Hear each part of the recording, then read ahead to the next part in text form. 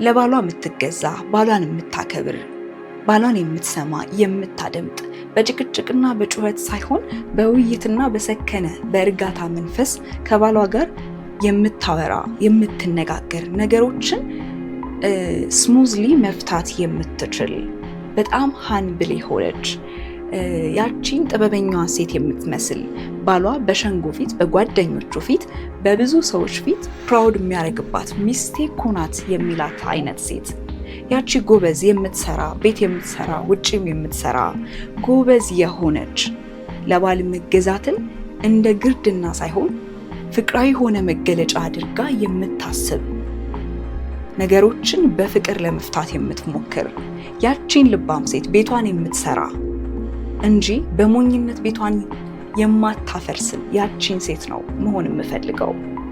እንደዚህ አይነት ሴቶች አሉ ወይ? አሉ። በጣም ብዙ ሴቶች አሉ። እግዚአብሔር የባረካቸው ለትዳራቸው ታማኝ የሆኑ ለቤታቸው ታማኝ የሆኑ በቃ በትጋት ቤታቸውን ባላቸውን ራሳቸውን የሚያገለግሉ በጣም ብዙ ሴቶች አሉ።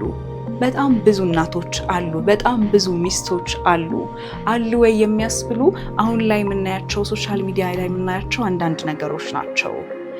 ለሚወድሽና ለሚያከብርሽ ለሚጠብቅሽ ለሚንከባከብሽ ባል መገዛት ግርድና አይደለም፣ እንደውም ይበልጥ እርድና ነው። በቃ ፍቅራዊ የሆነ በፍቅር ሰሚት የምታደርጊው ነገር ነው።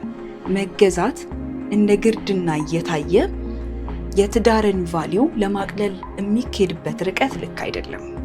ያቺ ጥበበኛዋ አስተዋይዋ ጎበዟ ትጉ የሆነችው ሴት መስራት መቻል አለብሽ። እኔም ያቺን ሴት እሰራታለሁ። በጣም ብዙ እንደዚህ አይነት ሴቶች ደግሞ ይሰራሉ አሉም ይወጣሉ። ወንዶች ደግሞ እግዚአብሔር አምላክ በእንደዚች አይነት ሴት ይባርካችሁ። ከእናንተ የሚጠበቀውን ነገር ሁሉ አድርጉ፣ ለማድረግም ሞክሩ። then after ደግሞ እግዚአብሔር በመልካም ረዳት በቃ አጋዥ በምትሆን አለውልህ ከጎን ነኝ በምትል በምትረዳ ሴት ይባርክ። በጣም ወዳችኋለሁ ባይ